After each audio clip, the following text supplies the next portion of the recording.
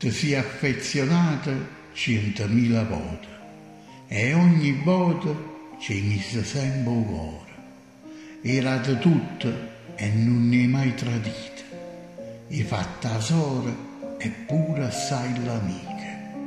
Ti sei privata di cose necessarie per dare una gioia, un sorriso ed aiutare. Ti sei occupata di persone maltrattate. Erate affette a tanta gente brutta.